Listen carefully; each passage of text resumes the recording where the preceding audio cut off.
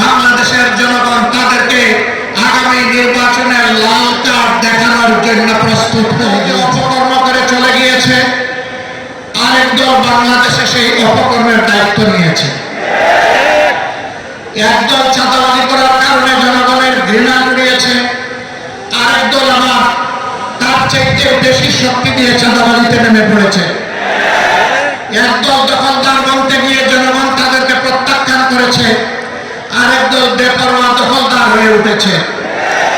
একদল জনগণের জানমাল দিয়ে ছিনিমিনি খেলেছে, আলেম ওলামা বিরোধী রাজনৈতিক নেতৃবৃন্দকে হত্যা করেছে, খুন করেছে, ফাঁসি দিয়েছে, নির্যাতন করেছে, পঙ্গু করেছে, জেলে করেছে, দেশ ছেড়ে করেছে।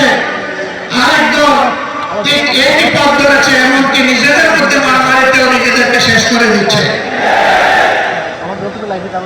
সংগ্রামী বন্ধুগণ, দফায় দফায় এত রক্ত, এত ত্যাগের পরে দেশবাসী কি আশা করেছিল?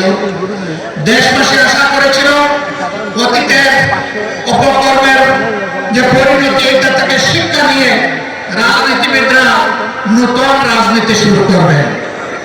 কিন্তু আমরা দুঃখের সাথে দেখতে পাচ্ছি একদল সেই পুরাতন ধারায় পড়ে আছে।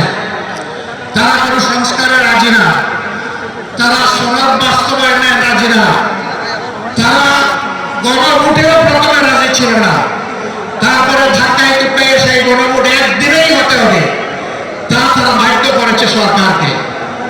এখন আবার কোথাও কোথাও আমরা চিরস্বর শুনতে পাচ্ছি, যারা এতদিন নির্বাচনের জন্য নির্বাচন করে জনগণকে বেহুশ করে তুলেছিল, এখন তারা ভিন্ন সুরে কেউ কেউ কথা বলতে শুরু করেছে।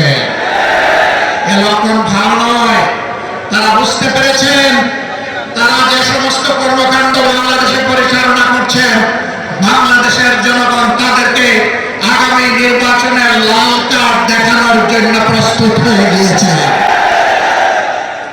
এই লাল কার্ড দেখা থেকে বাঁচতে গিয়ে যদি কেউ আগামী নির্বাচনকে ভণ্ডুল করার চেষ্টা করেন, আমরা মহান আল্লাহর উপর ভরসা করে বলছি, তাদের সকল ষড়যন্ত্র এদেশের সংগ্রামী জনগণ ভণ্ডুল করে দেবে ইনশাআল্লাহ।